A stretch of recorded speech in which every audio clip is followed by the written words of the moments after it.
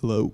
My name is Deo Mwano, originally from Central Africa, Democratic Republic of Congo, previously known as Zaire. And it's perfect because this event is about the unexpected. And I can seriously tell you guys, my life's been full of unexpected events. It starts with, in 1997, the civil war that occurred in Zaire. And the person that was ruling in time was President Mobutu. He was taken out of power by Kabila. And during that time, my father was working for Mobutu, who ruled for 32 years. And after Kabila came into power, Kabila said, I'm willing to work with any ex-government official so we can rebuild the country. And my father was the first person to say, I'm willing to do whatever it takes to rebuild Congo during this time. And Congo is located in the heart of Africa. It's the second largest country in Africa right now, probably the size of Western Europe. So that's how big it is. And it's just full of natural resources. Anything from coltan to oil, diamond, cobalt, anything from that comes from Congo. So when Kabila came into power, my father started working for Kabila. And right after, another civil war started. During this civil war, where a neighboring country that helped Kabila get into power, Kabila didn't grant him the promises that he made. So another war started right after that. So my father was appointed in Eastern Congo to oversee some of the troops that were fighting against the war. So it went from 1 month to 2 months to 3 months. And the next thing we knew is we weren't able to hear from my father. And people that we were friends with, they stopped affiliating with us. My dad's side of family, they stopped talking to us. And we're like, what's going on? And my mom tried to get information to figure out what's going on, but nobody was willing to let her know what was going on.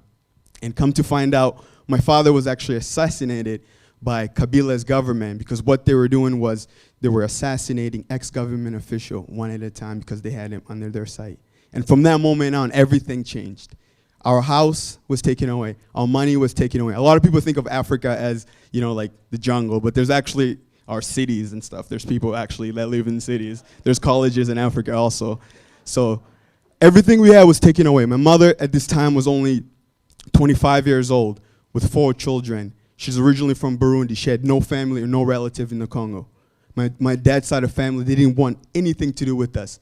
People that we helped out, they didn't want to do anything with us. So during this time, Congo was pretty chaotic because, you know, the war just happened. People are killing one another. And I lived for 3 months straight. The only thing that I heard was gunshot. You know how when you guys hear 4th of July here, bah, bah, bah, bah, fireworks, but that was actually people getting killed. When you go outside, what you smell was the smell of dead people. People would put tires over people's body and they'd be burned alive. And that's the life that I lived. In 1997, my mom started writing letters, trying to figure out how she's going to get her children out of the Congo. And it went from one place to another. The Red Cross and the UN were willing to help my family out. We fled the Congo in 1997. We left the Congo and we moved to a refugee camp in Benin. Then from Benin, we moved in the state in 2000. Just that alone is a miracle within itself. Then we came in the US, no family, nobody. We didn't know anybody, but except the only thing that we had was freedom. Freedom and opportunity. Freedom of education. Freedom to walk down the street and not be scared that your life was going to be taken away. And we cherished that. And my mother said, you know, I brought you guys here. I have nothing. But the only thing we have is opportunity and freedom, focus in school. And the number one thing, as a young boy, when we moved to the state, I was only 10 years old. But my brain was so advanced because of the stuff that I witnessed at a very young age. So school became the number one thing. I started going to school. I knew for sure in order for me to be successful here, I had to finish middle school, finish high school, and eventually go to college. And I worked very, very, very hard to be able to accomplish that.